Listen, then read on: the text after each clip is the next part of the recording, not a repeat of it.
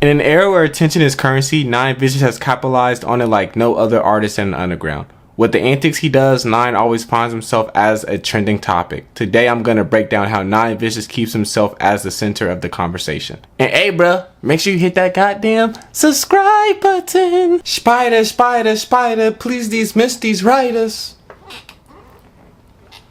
Spider! Bro, I can't even make this up, bro.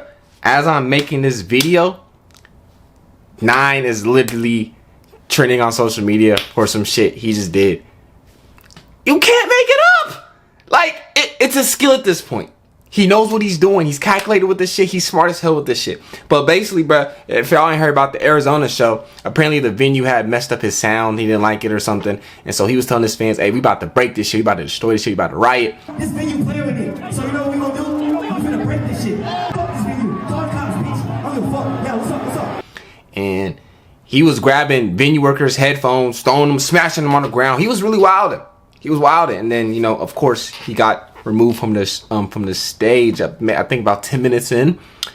And his fans wasn't happy about that. So they like broke a gate or something. And the cops started macing niggas.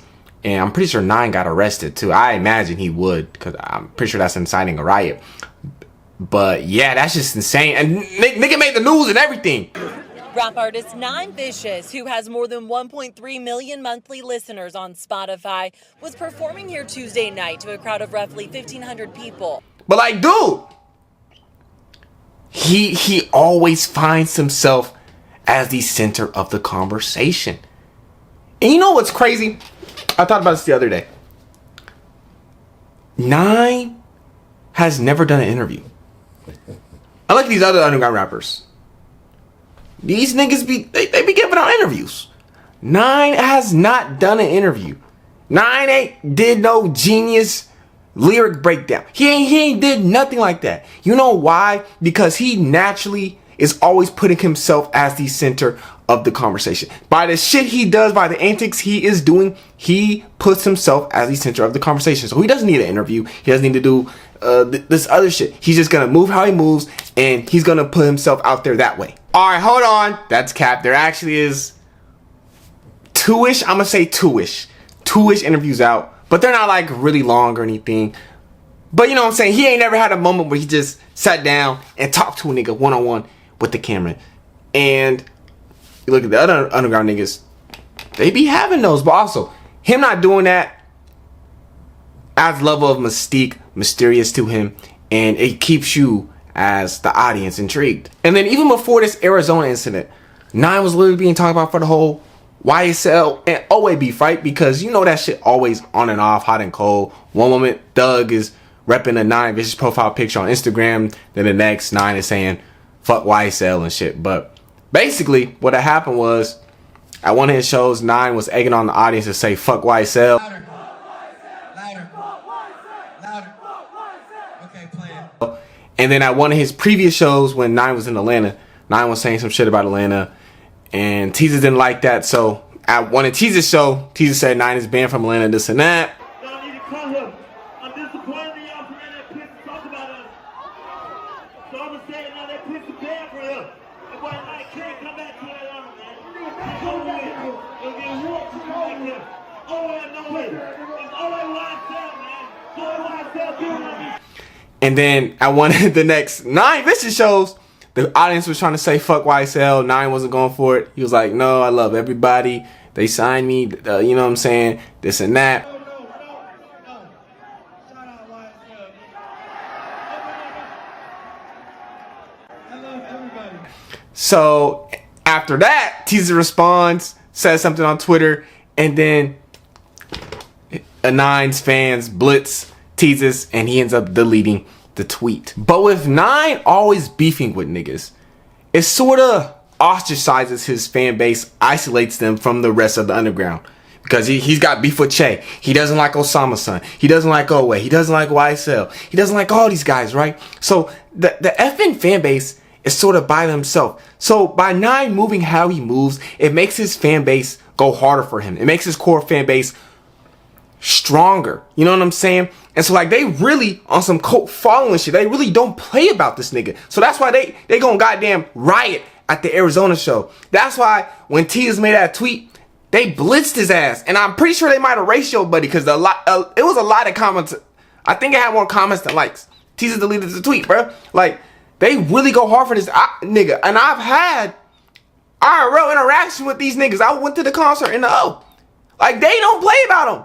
They really love this nigga, bro. So like by moving with the way 9 moves, bro, it's just you either gotta choose FN or you with them. It's this or that. There's no in between. That's how they move, bro. Like, bro, I kid you not, after the show, cause we tried to catch 9 leaving the venue, so we was waiting by the tour bus.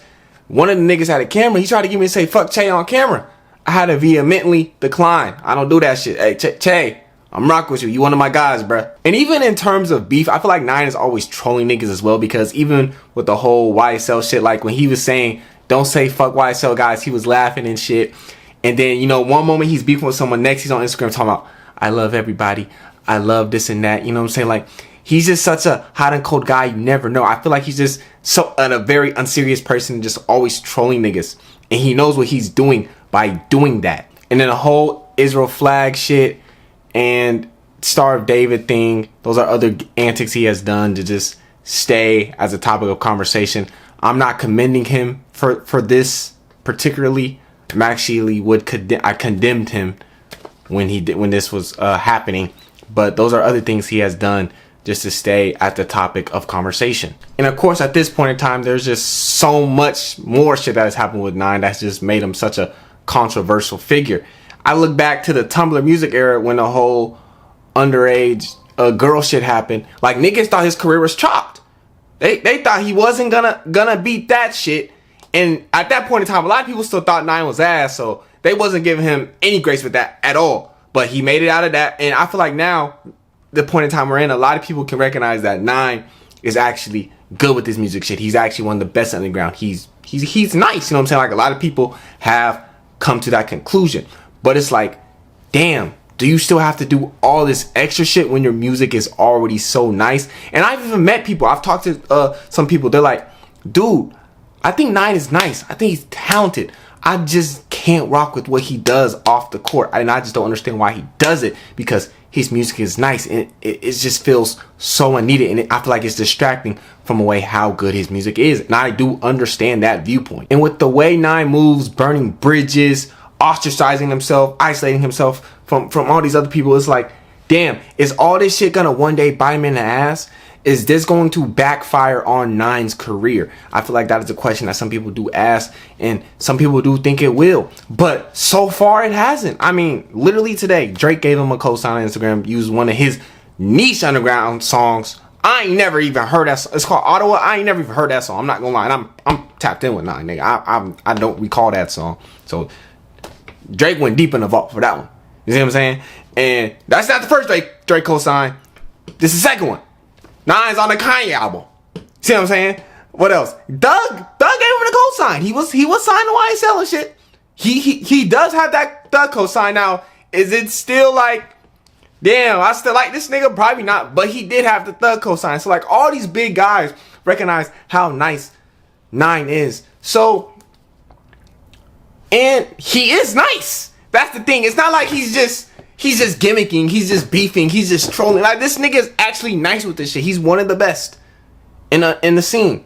So Emotions is still my album of the year. So it's like, even though he's doing all this shit, his music is nice at the end of the day. So I feel like, bro, I don't think it's necessarily gonna backfire on him. Maybe in certain instances, but particularly in hurting his career, like full stopping his career, I don't see that happening, because like I said, he's just super nice with the music shit. He's got a diehard fan base, and he's got his select producers. Granted, I do think the producers probably gotta switch up. Maybe the formula has to get touched a little bit, but that will come with time. But I think 9 has a bright future ahead in terms of the music shit, bro. But yeah, y'all let me know what y'all think. Do you think with the way 9 moves, it will backfire on his career or end up hurting him, or do you think he's gonna be fine? Let me know in the comments below. But like, comment, subscribe, all that good shit. Well, yeah, I think I got 275 subs. Let's get 280. Love y'all niggas. Shots Podolsky.